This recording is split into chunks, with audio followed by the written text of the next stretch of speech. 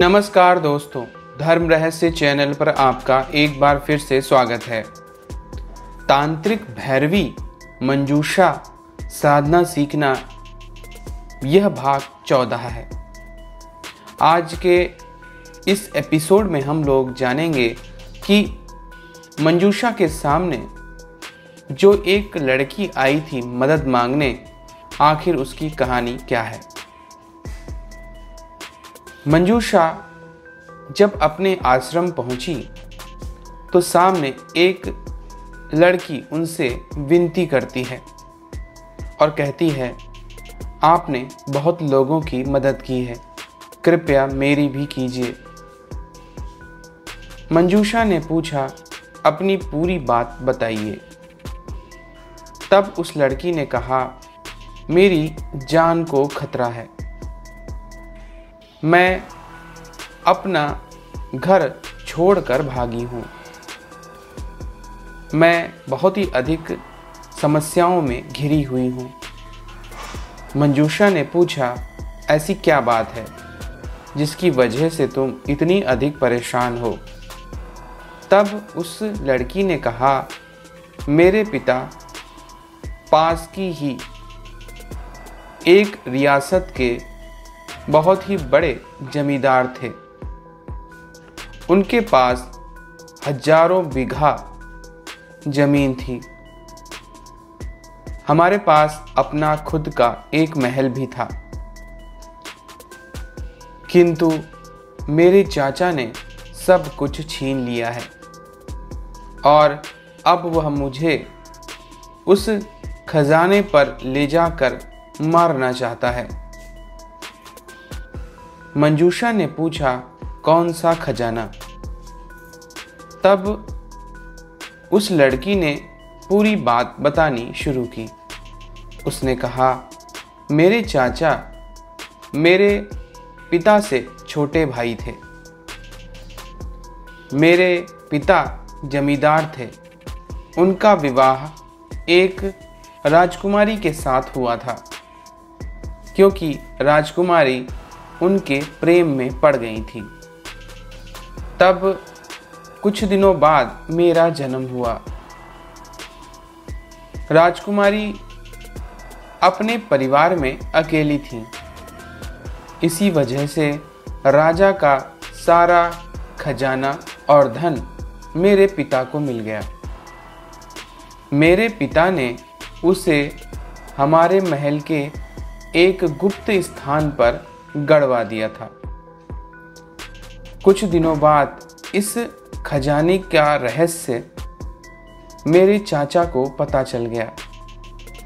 उन्होंने रातों रात मेरे पिता और मेरी माँ की सोते वक्त हत्या कर दी और खजाने के लिए वो नीचे गए, किंतु उस खजाने को वो नहीं निकाल पाए, क्योंकि उस पर कोई शक्तिशाली शक्ति आकर बैठ गई थी। अब यह बात मेरे चाचा के लिए बहुत ही परेशानी की वजह थी। मेरे चाचा मुझे भी मार डालना चाहते थे, लेकिन किसी कारणवश वह रुक गए। उन्होंने पास के ही एक तांत्रिक को बुलाया और पूछा कि क्या तुम मेरे इस महल से खजाना निकाल सकते हो। तांत्रिक ने बताया, आपके महल के तहखाने में एक स्थान पर कहीं खजाना गड़ा हुआ है और इस गड़े हुए खजाने को जितनी जल्दी हो सके निकाल लीजिए, क्योंकि ऐसे खजानों पर बुरी शक्तियां आकर निवास करने लगती हैं। तब मेरे चाचा ने कहा, तुम्हारा कहना बिल्कुल सही है, किंतु यह समस्या तो आ ही चुकी है। उस खजाने पर कोई बुरी शक्ति आकर बैठ गई है। इसी कारण मैं खजाना नहीं निकाल पा रहा हूँ। तब मेरे चाचा ने कहा, ठीक है, अब आप ही हमारी मदद कीजिए। तांत्रिक बोला, मुझे उस स्थान पर लेकर चलिए जहां पर खजाना गड़ा हुआ है। तब मेरे चाचा उस तांत्रिक को लेकर उस महल के अंदरूनी हिस्से में गए।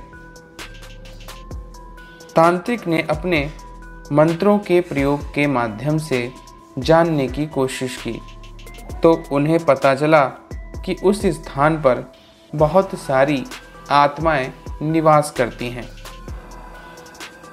इसका रहस्य बड़ा ही अजीब है। तब तांत्रिक ने कहा, मैं यहाँ 40 दिन दीपक जलाकर साधना करूँगा और इस रहस्य का पता लगाऊंगा। तब उस तांत्रिक ने उस स्थान पर बैठकर कई दिनों मंत्र का जाप किया। एक दिन तांत्रिक उस स्थान को छोड़कर बहुत तेजी से भागता हुआ मेरे चाचा के पास आया और कहने लगा कि इस खजाने को केवल इस खजाने का वारिस ही हासिल कर सकता है। बिना वारिस के यह खजाना नहीं मिल सकता है। तब मेरे चाचा ने कहा, मेरे भाई और भाभी दोनों स्वर्गवासी हो चुके हैं। केवल उनकी एक बेटी ही जीवित है। वही इस खजाने को निकाल सकती है। तब उस तांत्रिक ने मुझे उस स्थान पर ले जाकर खड़ा किया। तभी किसी शक्ति ने मेरा गला पकड़ लिया। मैं चिल्लाने लगी। मुझे कुछ समझ में नहीं आया और मैं उस स्थान से भागी। मेरे पीछे चाचा और तांत्रिक भी भागा। दोनों ने मुझे पकड़ लिया और कमरे में ले जाकर बंद कर दिया। कमरे के बाहर खड़े होकर उस तांत्रिक और मेरे चाचा के बीच जो बातें हुई वह और भी अधिक मेरे लिए डराने वाली थी। मेरे चाचा ने कहा, क्या हुआ? तब उस तांत्रिक ने कहा, ये लड़की अवश्य ही बहुत अधिक शक्तिशाली है, लेकिन किसी वजह से उस स्थान पर बैठी आत्माएं इसकी बलि चाहती हैं। हमें अमावस के दिन खजाने के ऊपर इसकी बलि देनी होगी और इसके लिए हमें तुम्हारी इस बेटी को तैयार करना होगा कि यह अपनी मर्जी से खुद अपनी बलि देने के लिए तैयार हो जाए। तब मेरे चाचा ने कहा, हम चाहे कुछ भी कर लें, लेकिन यह किसी भी प्रकार से इस कार्य के लिए तैयार नहीं होने वाली। मैं उनकी सारी बातें दरवाजे पर खड़े होकर सुन रही थी। तब तांत्रिक ने कहा, रुकिए, मैं इसे नशे की दवाइयाँ दे दूंगा। इसके कारण यह कुछ भी बोल और सोच नहीं पाएगी। तब हम लोग जाकर इसकी बलि उस खजाने के ऊपर दे देंगे तो वहाँ की आत्माएं इसकी बलि लेकर हमें खजाना भी दे देंगी।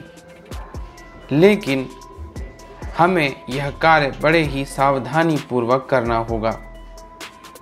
मैंने उनकी बातें सुन ली थी और मैं चुपचाप जाकर लेट गई। कुछ देर बाद वह तांत्रिक और मेरा चाचा कमरे के अंदर आए। तब मेरे चाचा ने बड़े प्रेम से कहा, तुम उस जगह से क्यों भाग कर आई? मैं तो तुम्हारा चाचा हूं। अब मेरी एक बात ध्यान से सुनो। कल अमावस है। मैं तुम्हें सभी प्रकार के भोजन और धन, कपड़े, सभी सामग्रियां देना चाहता हूं। मैं कल आकर तुम्हें दे दूंगा, लेकिन तब तक तुम इस कमरे से बाहर नहीं जा सकती हो। अपने चाचा के मुंह से प्यार भरी बातें सुनकर मुझे आश्चर्य नहीं हुआ, क्योंकि मैं जानती थी यह लोग एक नया प्रपंच रच रहे हैं। तभी अगले दिन वह मेरे लिए कई सारी भेंटें लाए और उन्होंने मुझे कपड़े, सोने चांदी के आभूषण और खाने के लिए एक पान दिया। मैं समझ गई कि यह वही पान है जिसके माध्यम से मुझे वशीकृत कर लिया जाएगा, और मैं उसे खाने का नाटक करने लगी, पर मैंने चुपके से वह पान फेंक दिया। जब मुझे उस खजाने के पास ले जाया गया, तब तांत्रिक और मेरे चाचा दोनों साधना करने लगे, आंखें बंद कर बैठ गए। तब मैं वहां से चुपचाप निकलकर भाग आई। मैं ये बात जानती हूँ कि अगर मैं वहां गई तो मेरी बलि चढ़ा दी जाएगी, और अगर मैं वहां नहीं गई तो मेरे साम्राज्य का सारा धन, महल और जमीन जायदाद मेरा चाचा हड़प लेगा। इसलिए आप मेरी मदद कीजिए।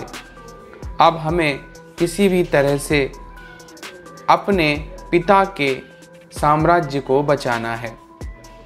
आप इसके लिए मेरी मदद करिए। तब मंजूषा ने कहा, ठीक है, मैं तैयार हूँ, तुम भी तैयार हो जाओ, हम अगली सुबह निकलेंगे।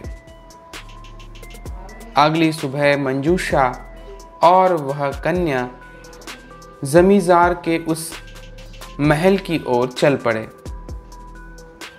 रास्ते में अचानक से उनका रथ खराब हो जाता है। आखिर रथ क्यों खराब हुआ और इस कथा में आगे क्या घटित हुआ, जानेंगे अगले भाग में। अगर आज का वीडियो आपको पसंद आया है तो लाइक करें, शेयर करें, सब्सक्राइब करें। आपका दिन मंगलमय हो। धन्यवाद।